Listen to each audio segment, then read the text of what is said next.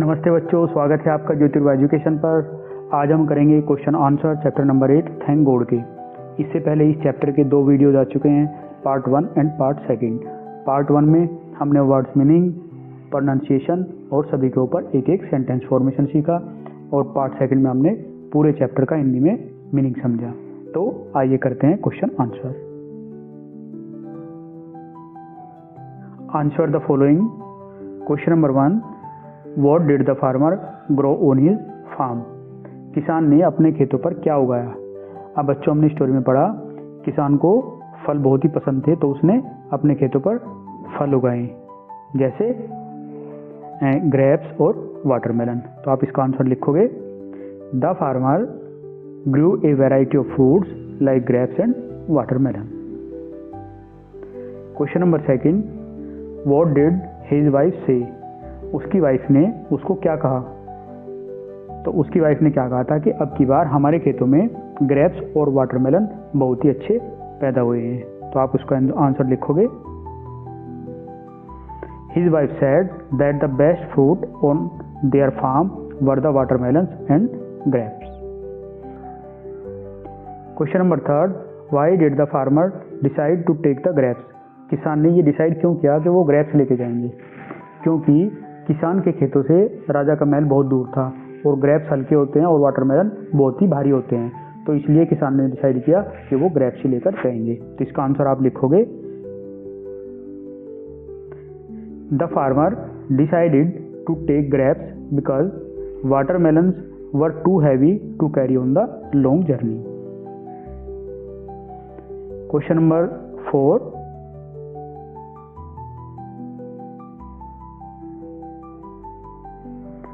What did the king do playfully? King ने खेलते खेलते क्या किया।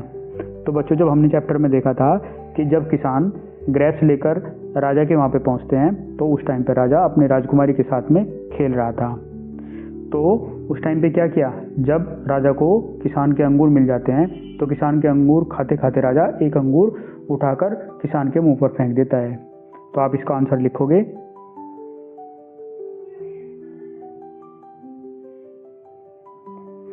The king playfully threw grapes at the farmer. राजा ने किसान के ऊपर खेल खेल में अंगूर फेंक दिए। Question number 5, why did the farmer से थैंक गॉड? किसान ने क्यों कहा भगवान आपका धन्यवाद। तो बच्चों, वहाँ पे हमने देखा कि राजा ने खेलते खेलते अंगूर किसान के ऊपर फेंक दिए, तो किसान सोचता है कि अगर मैं अंगूर की जगह वाटरमेलन लेके आता तो मेरा क्या होता, मैं तो बुरी तरह जख्मी हो जाता। तो आप इसका आंसर लिखोगे, the farmer said thank God because he realised that if he had bought watermelons instead of grapes it would have hurt him badly. He felt blessed that God saved him. Think and say, the farmer in the story grew fruits. What else can a farmer grow? इस story में बच्चों farmer ने fruits उगाए हैं। इसके अलावा farmer क्या क्या ग्रो कर सकता है। तो फार्मर्स अपने खेतों में vegetables, grains, pulses, cotton, flowers और बहुत सारी और भी चीज़ें पैदा कर सकते हैं। तो आप इसका आंसर लिखोगे, a farmer can grow vegetables, grains, pulses, cotton and flowers. Question number 2, are there women farmers? क्या महिलाएं किसान होती हैं? तो आप इसको आंसर दोगे बच्चों, yes there are many women farmers in villages. Women help in farming activities. Do you know any? आप क्या किसी को जानते हो? अगर आप किसी को जानते हो तो उनके बारे में यहाँ पर नाम लिख सकते हो आप। Question number 3, if you meet a farmer what would you say to them? बच्चों, अगर आपको मौका मिलता है कि आप किसी किसान से मिलते हो, तो आप उनको क्या कहना चाहोगे? तो बच्चों, सबसे पहले आप क्या करोगे, उनको थैंक बोलोगे कि वो हम लोगों के लिए इतने अच्छे फ्रूट्स, फल और अनाज पैदा करते हैं। तो आप इसका आंसर इस तरीके से दोगे, thank you for growing food for us, you are very hard working and important for our country. तो इस तरीके से आपका ये आंसर हो जाएगा। The farmer knew that watermelon was heavy and the grapes were light. किसान को पता था कि वाटरमेलन तरबूज जो है बहुत भारी है और ग्रेप्स बहुत ही लाइट है। The word heavy and light are opposite in meaning. बच्चों जो हैवी और लाइट वर्ड होते हैं वो एक दूसरे के विपरीत अपोजिट होते हैं। Right the opposite of the underline words. तो अभी हमको क्या करना है, इसमें जो अंडरलाइन वर्ड्स हैं उनका हमें अपोजिट लिखना है। जैसे ये बुक है, ये बुक कैसी है, थिक बुक, ये मोटी बुक है, तो इसका अपोजिट उल्टा क्या होगा, थिन बुक। ये देखो अब दिख रही है ना ये थिन, तो यहाँ पे आ जाएगा thin. Next is long journey. Long journey के लिए हम क्या यूज़ करते हैं, गाड़ी, कार यूज़ करते हैं बहुत दूर जाने के लिए। और जब हम शॉर्ट जर्नी में जाएंगे तो पैदल जाते हैं। देखो यहाँ पे दिख रहा है ये, तो ये थोड़ी दूर जाना है, जैसे मार्केट जाना हो तो यहाँ पे लिखेंगे हम लॉन्ग का अपोजिट क्या हो जाएगा, शॉर्ट, SHORT, शॉर्ट। इस तरीके से सॉफ्ट कॉटन, कॉटन जो है बहुत ही सॉफ्ट मुलायम होती है, तो उसका अपोजिट क्या होगा, हार्ड, HARD, हार्ड। तो क्या है, रोक, पत्थर, पत्थर कैसे होते हैं, हार्ड होते हैं, तो आप यहाँ पे लिखोगे हार्ड। स्लो टोर्टोइज, जो स्लो मतलब धीमा, टोर्टोइज धीमे धीमे चलते हैं, और रैबिट, रैबिट फास्ट चलते हैं, तो स्लो का क्या हो जाएगा अपोजिट, फास्ट। तो बच्चों इस तरीके से आप इनको पिक्चर को देख के आप बता सकते हो। थिक का क्या हो जाएगा, थिक का थिन हो जाएगा। ये थिक बुक है, ये थिन हो जाएगी। ये लॉन्ग जर्नी है जो हम कार से गाड़ी से करते हैं, और जब हम पैदल चलते हैं वो जर्नी कैसी होती है, वो शॉर्ट होती है। तो लॉन्ग का अपोजिट शॉर्ट हो जाएगा, सॉफ्ट का अपोजिट हार्ड हो जाएगा, स्लो का फास्ट हो जाएगा। इस तरीके से आप इनका आंसर लिखोगे। जैसे मैंने ये टेबल बनाई यहाँ पे आप देख सकते हो, thick book, thin book, long journey, short journey, soft cotton, hard rock, slow tortoise, fast rabbit. इस तरीके से हो जाएगा। आप इसका स्क्रीनशॉट ले सकते हो। Read the sentences. The ball is round. जो बच्चे जो बॉल है ये राउंड है, और द टेबल्स आर ब्राउन, जो टेबल है ये ब्राउन है। तो बच्चों हमें देखना है ये यहाँ पे बॉल कितनी है, 1। तो 1 के लिए 1 को हम क्या बोलते हैं, सिंगुलर या एक वचन।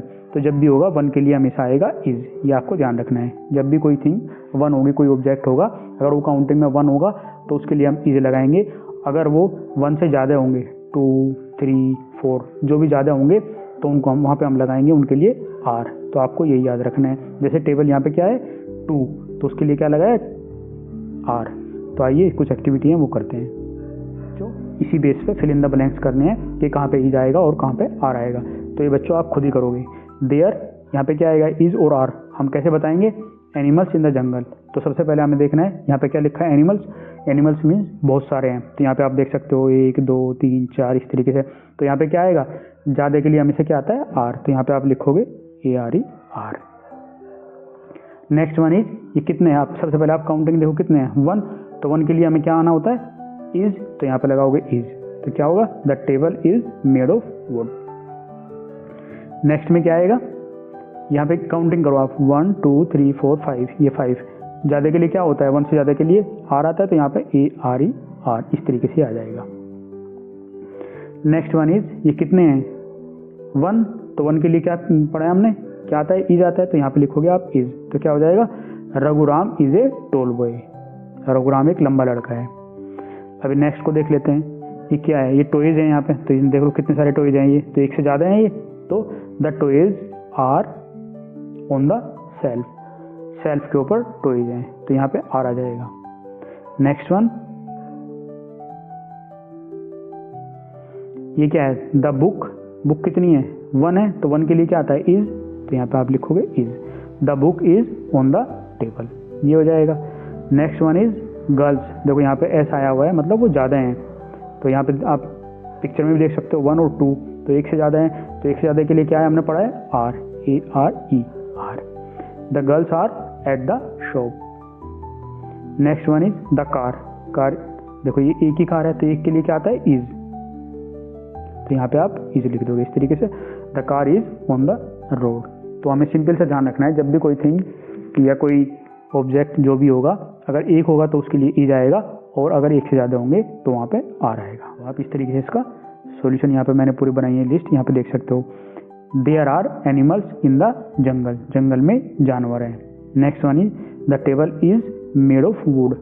मेज लकड़ी की बनी है, क्योंकि मेज एक है तो इज आया है, जंगल में जानवर बहुत ज़्यादा हैं तो आ रहा है। These mangoes are sweet. तो आम ज़्यादा हैं तो यहाँ पे आ रहा है, ये आम मीठे हैं। इसी तरीके से Raghuram is a tall boy, तो रघुराम एक लंबा लड़का है। The toys are on the shelf, खिलौने शेल्फ पर हैं। The book is on the table, किताब मेज पर है। The girls are at the shop, लड़कियां दुकान पर हैं। The car is on the road. तो ये आपके सारे आंसर हो गए, आप इनको नोट कर लेना। बच्चों अब है कविता आछो। इसमें क्या होता है, एक बहुत बड़ा हाथी होता है जिसको एक दिन जुकाम हो जाता है, तो वो एक रुमाल लेने के लिए दुकान पर जाता है। जब वो दुकान पर जाता है तो वहाँ पर वो दुकान पे एक लड़की सामान बेचने वाली होती है, उससे बोलता है कि मुझे एक रुमाल चाहिए, मुझे जुकाम हो गया है। तो लड़की एकदम चौंक जाती है कि हाथी के लिए रुमाल, इतना बड़ा रुमाल कहाँ से आएगा। तभी वो सोच ही रही होती है कि हाथी को फिर दोबारा से छींक आ जाती है और वो करता है आछू, वो बहुत तेजी से छींक मारता है वो, है ना। तो उसके बाद में क्या होता है, फिर हाथी समझ जाता है कि मेरे लिए इतना बड़ा रुमाल तो मिलने वाला है नहीं। तो हाथी फिर अपना सर हिलाता है और बोलता है तुम रुमाल को रहने ही दो, रुमाल को तुम भूल जाओ और मुझे उसके बदले में एक चादर ही दे दो। तो हाथी ने मजाक में कहा कि रुमाल की जगह मुझे चादर ही दे दो, क्योंकि मैं तो बहुत बड़ा हूँ। तो आइए एक बार इसकी रीडिंग कर लेते हैं। बच्चों पोएम को रीड करने से पहले वर्ड मीनिंग देखेंगे, उसके बाद पोएम को रीड करेंगे। Mighty, MIGHTY, mighty, mighty means शक्तिशाली और बहुत बड़ा। Elephant, ELEPHANT, elephant, elephant means हाथी। Cold, COLD, cold, cold means जुकाम। Next one is handkerchief, HANDKERCHIEF, रुमाल। Next one is sold, SOLD, sold, sold means बेचा गया।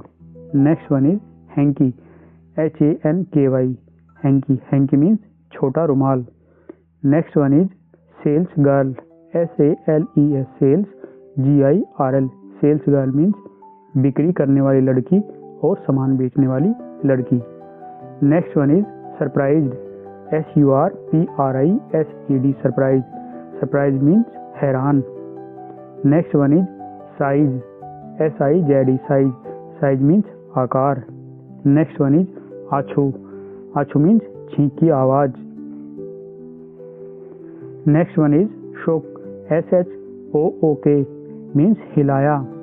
Next one is head, HEAD, head, head means सिर। Next one is forget, forget means भूल जाना। Next one is sheet, SHEET, sheet, sheet means चादर। Next one is instead, INSTEAD, instead, instead means इसके बदले। अब बच्चों पोएम को read करेंगे, लाइन बाय लाइन उसका मतलब समझेंगे। Once mighty elephant got a mighty cold, एक बहुत ही बड़ा और शक्तिशाली हाथी था, उसको जोर का जुकाम हो गया। It went to buy a handkerchief where handkerchiefs were sold, वह रुमाल खरीदने गया जहाँ रुमाल बिकते थे। For an elephant the sales girl was surprise, हाथी के लिए रुमाल बिक्री करने वाली लड़की चौंक गई। Sorry sir but we don't have a handkerchief that size, माफ कीजिए सर हमारे पास इतने बड़े आकार का रुमाल नहीं है। आछू सेड द एलिफेंट एंड शोक इट्स माइटी हेड, हाथी ने आछू छींक मारी और उसने अपना बड़ा सिर हिलाया। Forget about the handkerchief, give me A seat instead, हाथी ने कहा रुमाल को भूल जाओ, इसके बदले मुझे एक चादर दे दो। फ्रेंड्स अभी हमने इसका लाइन बाय लाइन मतलब समझा है, अब हम इसके बाद में करेंगे question answers. Let's speak, imagine you are visiting the big elephant, you know that the elephant has a cold. बच्चों आप इमेजिन कीजिए कि जिस हाथी को, बड़े वाले हाथी को जो जुकाम हुआ था, आप उसी के पास में चले जाते हैं। So what food item will you take with you. बच्चों आप उसको आंसर दोगे, I will take bananas, apples, papaya, grapes and some warm soup for the elephant because he has a cold. तो आप उसके लिए गर्म सूप लेकर जाओगे, आप उसके लिए खिचड़ी या फिर चाय भी लेकर जा सकते हो, तो इसमें आप ऐड कर सकते हो। Let's write Chandu's fruit salad, Chandu has written the steps for preparing a salad on a few slips of paper. Chandu salad बनाने की स्टेप्स लिखता है पेपर की स्लिप्स पर। ही मिक्स दैम अप, उनको वो मिक्स कर देता है। Think of the proper order and write down in the space given below. तो आपको उस ऑर्डर को ढूंढना है, किस ऑर्डर में वो होंगे और उनको राइट डाउन करना है। तो सबसे पहले स्टेप्स देख लेते हैं हम, उसके बाद में उनको नंबरिंग देंगे। First one, next I put in papaya cubes. Next one is mother cut some fruits for me. Next one is first I take some banana slices. Next one is finally I squeeze a lemon on it, adding a pinch of salt. Then I add the apple slices. Then I mix them all. Or after that I add some grapes for a bunch. तो अभी बच्चों में क्या करना है, हमें ये देखना है कौन सा स्टेप पहले आएगा। तो सबसे पहले आएगा mother cut some fruits for me, तो ये नंबरिंग 1 हो जाएगी बच्चों इसकी। उसके बाद first I take some banana slices, ये सेकंड स्टेप हो जाएगा। Third one is next I put in papaya cubes, ये थर्ड वन हो जाएगा। Fourth one then I add the apple slices, after that I add some grapes for a bunch, ये fifth one हो जाएगा। After that then I mix them all, ये six one हो जाएगा। और last one finally I squeeze A lemon on it adding A pinch of salt, ये last one हो जाएगा। तो इस तरीके से बच्चों आप इनकी नंबरिंग करोगे तो ये प्रॉपर सीक्वेंस होगी सैलेड बनाने की। बच्चों मैंने ऑर्डर आपके लिए यहाँ पे लिख दिया है, आप इसका स्क्रीनशॉट ले सकते हो। First one mother cut some fruits for me. Next first I take some banana slices. Then next I put in papaya cubes. Then I add a apple slices. After that I add some grapes for a bunch. Then I mix them all and finally I squeeze a lemon on it, adding a pinch of salt. Let's explore. Find fruits in the grid given below. बच्चों इस grid में जो fruits के name दिए हैं आपको वो ढूंढने हैं। जैसे मैंगो, तो मैंगो कहाँ पे है, मैंगो इस तरीके ये रहा, MANGO mango. Next one is papaya, तो पेपाया कहाँ पे है, ये रहा PAPAYA papaya. Next one is grapes, grapes देखिए आप कहाँ पे है ग्रेप्स, ये रहे ग्रेप्स GRAPES, ये ग्रेप्स हो जाएगा आपका। नेक्स्ट वन इज बनाना, आपका ये रहा बनाना BANANA banana. Next one is guava, तो गुआवा कहाँ पे, ये रहा GUAVA guava. Next one is plum, plum कहाँ पे बच्चों, प्लम ढूंढना है हमें यहाँ पे, ये रहा PLUM plum. Next one is peach, PEACH, ये पीच हो जाएगा आपका। And next one is pear, PEAR pear, और PEAR पियर, ये पियर हो जाएगा। बच्चों चैप्टर कंप्लीट हो जाता है। अगर आपको पसंद आया तो प्लीज़ लाइक शेयर सब्सक्राइब करना। थैंक्स।